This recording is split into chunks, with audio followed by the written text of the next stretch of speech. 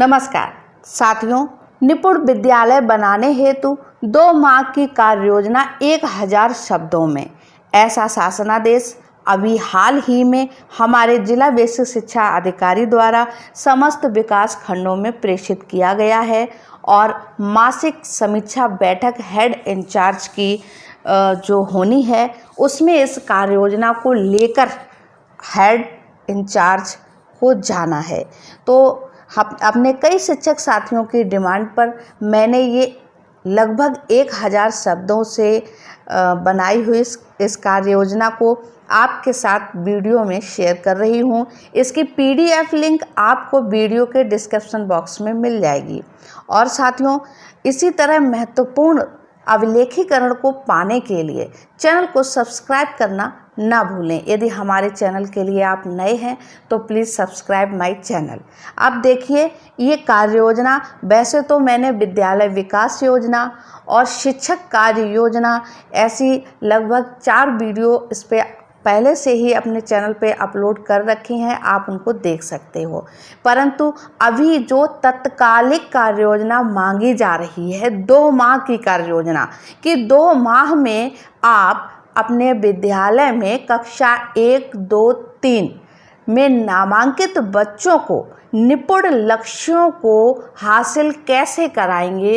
As a प्रधानाचार्य आपकी 2 माह की कार्य योजना क्या है, वो कार्य योजना आपको अपने ब्लॉक में जो मासिक समीक्षा बैठक होती है, तो वहाँ पर भी आए दिन बैठकों में डाइट प्राचार्य या डाइट टीम के द्वारा मांगी जाती है। आपके खंड विकास अधिकारी महोदय द्वारा भी मांगी जाती है।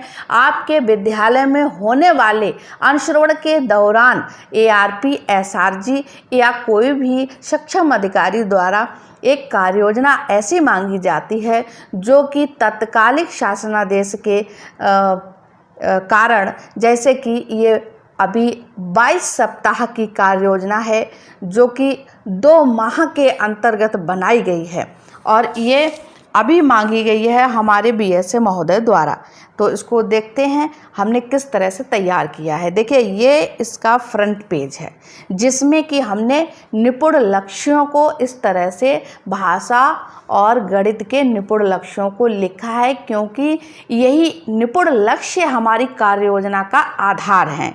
ये निपुण लक्ष्य सबसे पहले एक हेड टीचर को पता होने चाहिए, उसके बाद सभी शिक्षकों को पता होने चाहिए, फिर उसके बाद सभी अभिभावकों और छात्र छात्राओं को भी पता होना चाहिए। इसीलिए प्रत्येक कक्ष में विद्यालय के इन निपुण लक्ष्यों को चस्पा किया गया है।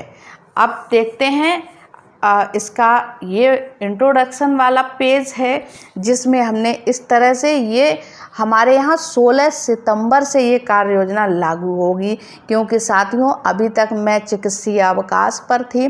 कल 14 सितंबर को हमने विद्यालय ज्वाइन किया है। आज हमने प्रधानाध्यापक शिक्षक बैठक अपने विद्यालय में आयोजित की है।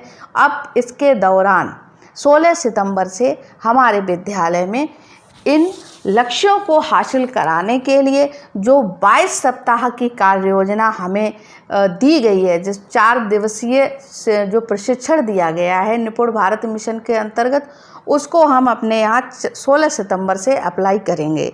अब आपके दिमाग में ये प्रश्न उठ रहा होगा कि ये 22 सप्ताह की जो कार्य योजना है वो तो 1 अगस्त से आरंभ हो गई है, जो PDF हमें विभाग द्वारा प्राप्त हुई हैं। परंतु साथियों, इस कार्य योजना का उद्देश्य है कार्य करना।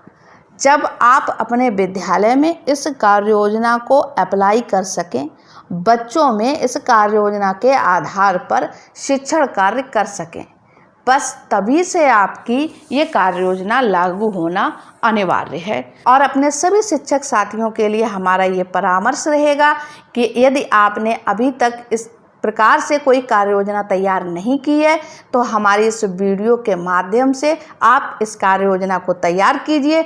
यकीन मानिए, आपको 100% निपुण लक्ष्यों की प्राप्ति होगी जरूर।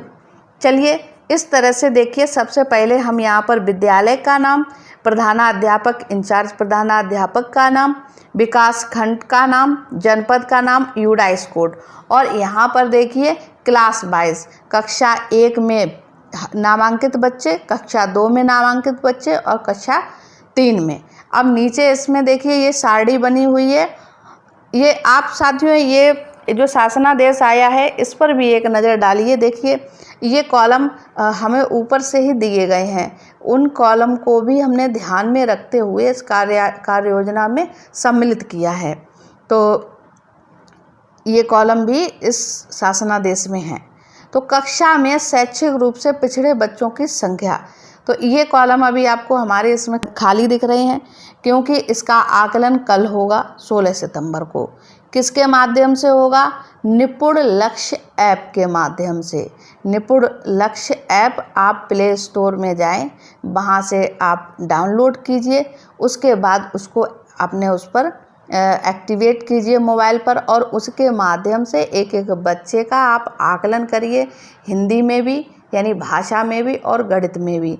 बच्चा पढ़ता जाएगा तो उसमें आपको रिकॉर्ड मिल जाएगा कि आपका ये बच्चा निपुण लक्ष्यों को कहाँ तक हासिल करने में सक्षम है, इसका IQ निपुण लक्ष्यों के अनुसार क्या है। तो इस तरह से ये हमारे फ्रंट पेज हैं।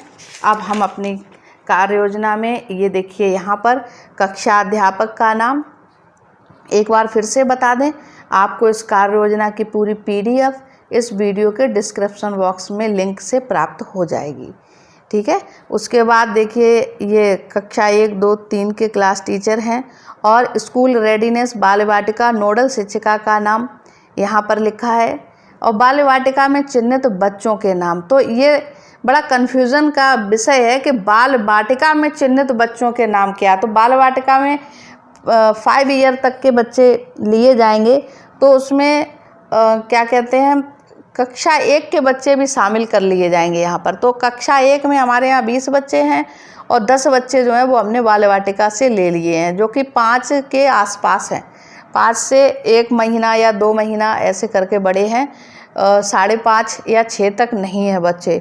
तो ऐसे 10 बच्चे हैं। तो यहाँ पर हमने बाल वाटिका में चिन्हित बच्चों को 30 को ले लिया है, ठीक है। अब ये कॉलम है नीचे आंगनवाड़ी कार्यकर्त्री का नाम।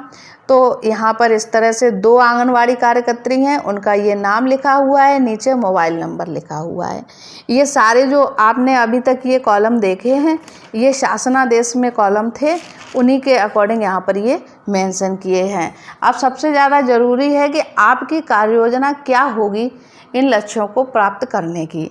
तो ये है सबसे महत्वपूर्ण, जिसमें हमने लिखा है सबसे पहले प्राथमिकता के आधार पर कार्यों का क्रम, ठीक है। तो सबसे पहले बैठकों का आयोजन बहुत ही महत्वपूर्ण है। हम कोई भी काम, चाहे वो जिला स्तर पर हो, चाहे ब्लॉक स्तर पर हो, चाहे विद्यालय स्तर पर हो, सबसे पहले हम करेंगे बैठकों का आयोजन, बैठक करेंगे। तो बैठकों का आयोजन क्रमशः क्या होगा? सबसे पहले होगा प्रधानाध्यापक शिक्षक बैठक, ठीक है, जो कि हमारे यहाँ प्रत्येक शनिवार को ये साप्ताहिक बैठक होती है। आगे देखिए अभिभावक शिक्षक बैठक, ठीक है, अभिभावक शिक्षक बैठक।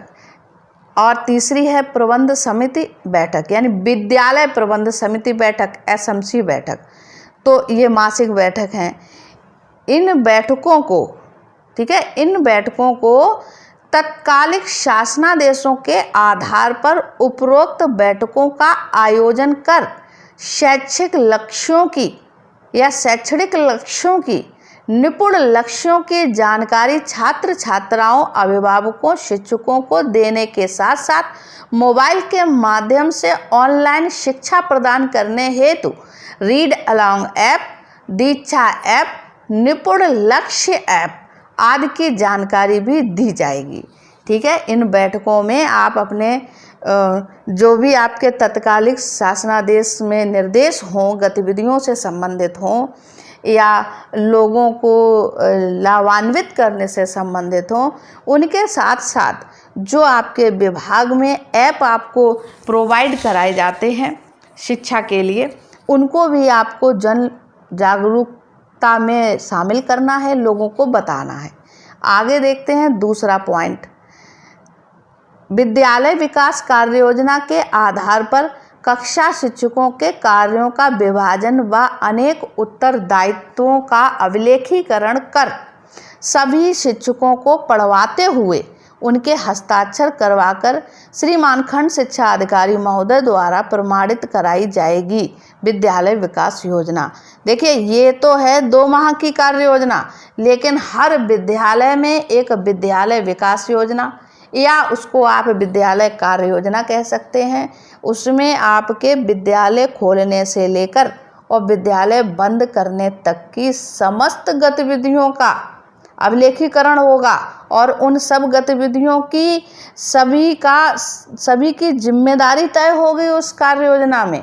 उसका बनाना बहुत आवश्यक है और इस पर भी वीडियो हम अपने चैनल पर ऑलरेडी 2 वीडियो अपलोड कर चुके हैं। आप इस वीडियो के डिस्क्रिप्शन बॉक्स से उन वीडियो की लिंक भी आपको मिल जाएगी, वो आपके लिए बहुत हेल्पफुल होंगी एक प्रधानाध्यापक के लिए।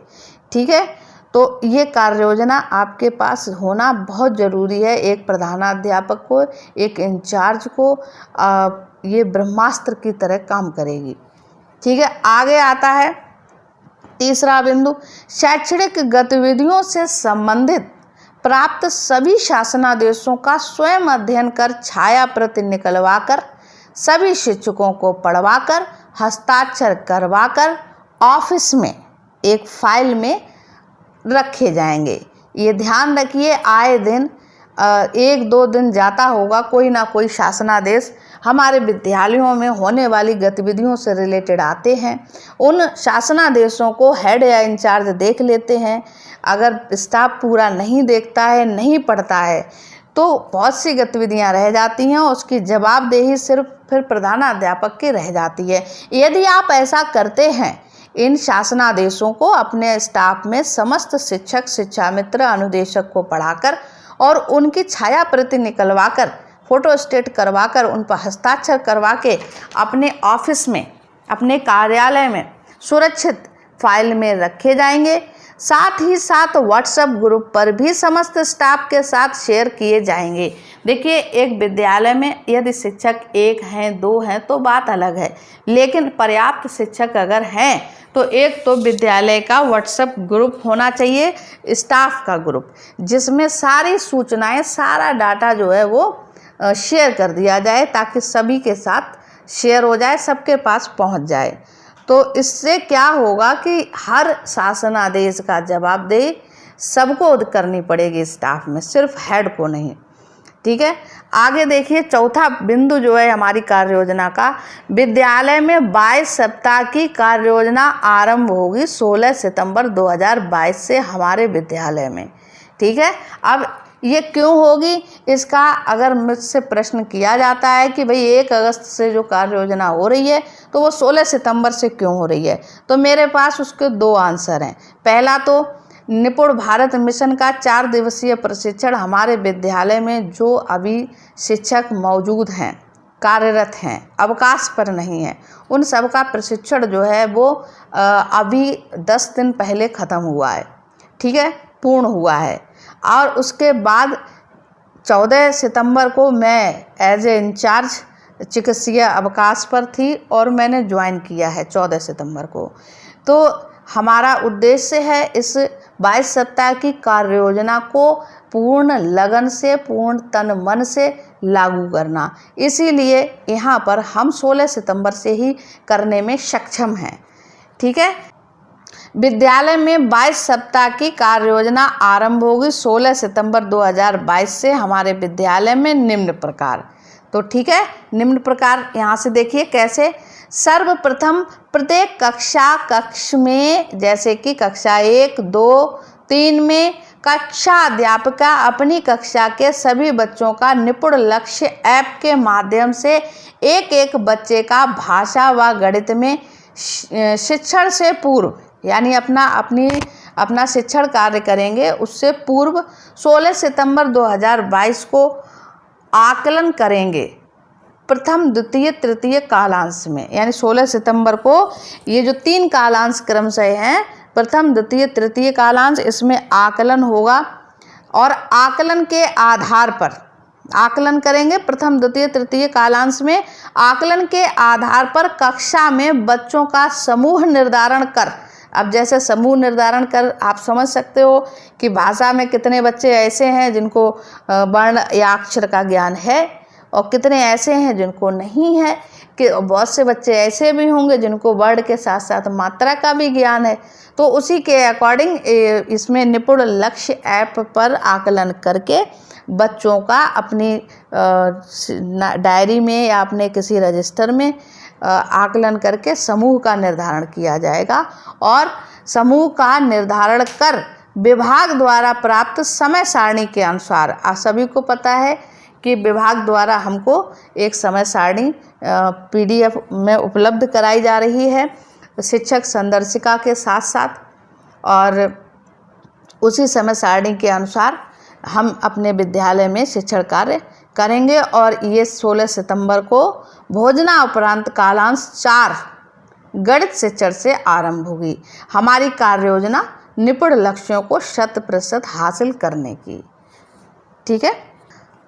कक्ष का प्रबंधन, TLM, print rich material, chart, poster, learning corner, खेल सामग्री, Bluetooth speaker, chalk, duster, register, pen, गणित अधिगम किट आदि सभी शैक्षणिक सामग्री को विद्यालय में उपलब्ध कराना इंचार्ज प्रधानाध्यापक की जिम्मेदारी होगी।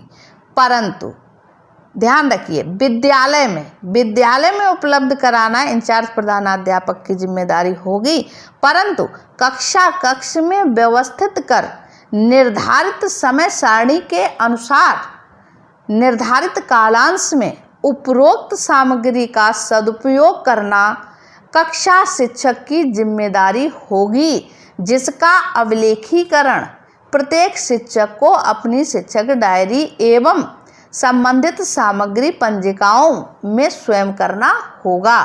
जैसे कि खेल सामग्री पुस्तकालय की जो पंजिका है ना, आपको कौन सी बुक इशू करनी है बच्चों को, खेल सामग्री कौन सी इशू करनी है, वो संबंधित पंजिकाओं में अवलेखीकरण का काम करना, ये संबंधित कक्षा शिक्षक की जिम्मेदारी होगी। ठीक है, ये है हमारी कार्य योजना का हिस्सा, 5वां बिंदु। और 6वां बिंदु है निपुण लक्ष्य और समय सारणी को प्रत्येक कक्ष में चस्पा कर दिया जाएगा। 7वां है शिक्षक संदर्शिकाएं हार्ड कॉपी में विद्यालय के पुस्तकालय में मौजूद हैं, जो हमको मिशन प्रेरणा के दौरान प्राप्त हुई थी, वो आज भी मौजूद हैं। और साथ ही साथ विभाग द्वारा प्राप्त साप्ताहिक PDF के द्वारा शिक्षण योजना प्रत्येक कक्षा की तैयार कर शिक्षण कार्य किया जाएगा। ठीक है, अब यहाँ पर देखिए थोड़ा सा वर्णन है जो हमको PDF प्राप्त हो रही है समय सारणी की और शिक्षक संदर्शिकाओं की। तो बड़ा संक्षिप्त में यहाँ 8वां बिंदु हमने यहाँ पर ये परिचय दिया है कि हाँ, हमको इसकी जानकारी है कि हमें किस तरह से पठन कार्य कराना है, शिक्षण कार्य कराना है अपने विद्यालय में। तो यहाँ पर देखिए ये लिखा हुआ है शिक्षण का क्रम, प्रथम 4 दिवस भाषा में। ठीक है, यहाँ पर समय सारणी और ये लिखा हुआ है भाषा में, शिक्षण का क्रम भाषा में। तो प्रथम 4 दिवस दक्षताओं का शिक्षण होगा, जिसमें कालांश फर्स्ट जो है वो 40 मिनट का होगा, जिसमें मौखिक भाषा का विकास होगा, पहला कालांश। उसके बाद देखिए दूसरा कालांश है जो कि 60 मिनट का होगा, जिसमें डिकोडिंग और कार्यपुस्तिका, इसमें ब्लैक बोर्ड और आपकी कार्यपुस्तिका और जो भी शिक्षक जैसे भी शिक्षक अपना ये ध्वनि वर्ण अक्षर आदि की जागरूकता हेतु जानकारी हेतु डिकोडिंग पर कार्य करेंगे। ये 60 मिनट का कालांश है भाषा में। और तीसरा कालांश है 40 मिनट का, जिसमें पठन कौशल विकास होगा, जिसमें बिग बुक हुई या आपके विद्यालय में पुस्तकालय से प्राप्त चाहे सहज बुक हुई, कोई भी बुक आप अपनी सुविधा के अनुसार ले सकते हैं। पठन कौशल विकास किया जाएगा, थर्ड कालांश में 40 मिनट का है। ठीक है, अब लंच हो जाएगा भोजनावकाश के उपरांत गणित में भी प्रथम 4 दिन में अनुदेशात्मक कार्य होगा, जिसके अंतर्गत संख्यात्मक ज्ञान, संख्या पूर्व अवधारणा, मूलभूत संक्रियाएं, जोड़ घटाना, गुणा आदि या विभाग द्वारा जैसे जैसे साप्ताहिक यहाँ पर लिखा हुआ है, देख लीजिए, जोड़ घटाना गुणा आदि विभाग द्वारा प्राप्त साप्ताहिक PDF के अनुसार शिक्षण योजना बनाई जाएगी।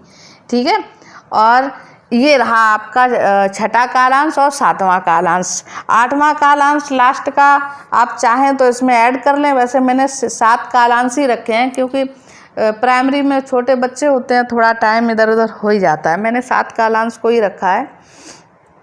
तो छठा कालांश जो है वो पुस्तकालय के लिए है बच्चों का, और सातवां कालांश है वो खेलकूद, कला, संगीत आदि के लिए है। तो ये है समय सारणी जो विभाग द्वारा प्राप्त है, उसको हमने यहाँ पर लिखा है, और अपनी जानकारी हमने अपने सक्षम अधिकारियों को इस तरह से देनी है कि हमको मिशन प्रेरणा का जो 4 दिवसीय प्रशिक्षण प्राप्त हुआ है, उसके अंतर्गत हमको इतनी जानकारी है। 5वें दिन भाषा में पुनरावृत्ति, 6वें दिन आकलन एवं उपचारात्मक शिक्षण। ठीक है, और 5वें दिन गणित में समेकन और आकलन, और 6वें दिन उपचारात्मक एवं पुनरावृत्ति। तो ये रहेगा निपुण भारत मिशन के अंतर्गत जो शिक्षण प्रक्रिया रहेगी कक्षा 1, 2, 3 में। आगे देखते हैं ट्रैकर। देखिए, ये भी एक नई चीज़ हमें मिली है, प्राप्त हुई है प्रशिक्षण के दौरान, ट्रैकर के बारे में, जिसमें वार्षिक ट्रैकर, साप्ताहिक तथा सावधिक आकलन ट्रैकर और कार्य पुस्तिका ट्रैकर, इन 3 ट्रैकर के बारे में जानकारी दी गई है, जो कि अभी ये मटेरियल हमें हमारी BRC से प्राप्त होना है और जो अभी नहीं हुआ है। लेकिन इनके सैंपल पेपर, ये सारे ट्रैकर जो हैं जिन विद्यालयों में शिक्षक संदर्शिका हैं, उन शिक्षक संदर्शिकाओं से देख सकते हैं, समझ सकते हैं। अगर आप चाहें तो इनकी छाया प्रति करा के, फ़ोटो स्टेट करा कर भी अपने विद्यालय में रख सकते हैं। तो यहाँ पर हमने उसको मेंशन किया है कि हमारी कार्य योजना में हमें ट्रैकर की भी जानकारी है, जो कि इस तरह से ट्रैकर के माध्यम से बच्चों का आकलन होगा। ठीक है, जिसमें कि ये वार्षिक ट्रैकर और साप्ताहिक तथा सावधिक ट्रैकर हैं, ये शिक्षक साथियों के द्वारा किए जाएंगे।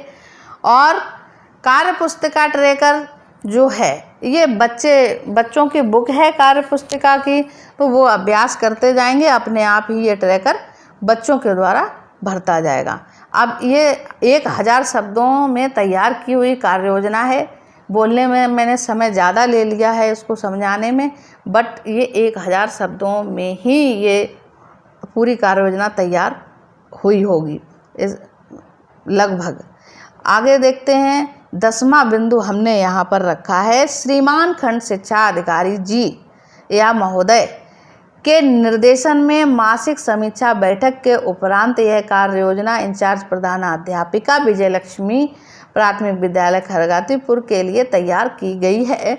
और यहाँ पर देखिए, ये नीचे लिखा है हस्ताक्षर खंड शिक्षा अधिकारी, हस्ताक्षर प्रधानाध्यापक और हस्ताक्षर शिक्षकगण। तो विद्यालय में आपके कक्षा 1, 2, 3 में जो भी टीचर हैं, उनके साइन यहाँ पर क्रमशः इस तरह से हो जाएंगे, और यहाँ पर प्रधानाध्यापक के साइन मोहर होगी। यहाँ पर खंड शिक्षा अधिकारी महोदय के साइन मोहर भी होंगे, जो आपकी मासिक समीक्षा बैठक होगी। तो साथियों, ये है 1000 शब्दों में, लगभग 1000 शब्दों में तैयार की हुई हमारी कार्य योजना। आपको कैसी लगी कमेंट बॉक्स में कमेंट करके ज़रूर बताइए, और उम्मीद है आप सभी लोगों के लिए बहुत ही हेल्पफुल होगी। अगली वीडियो प्रधानाध्यापक शिक्षक बैठक माह सितंबर की होगी। वीडियो को अंत तक देखने के लिए बहुत बहुत धन्यवाद।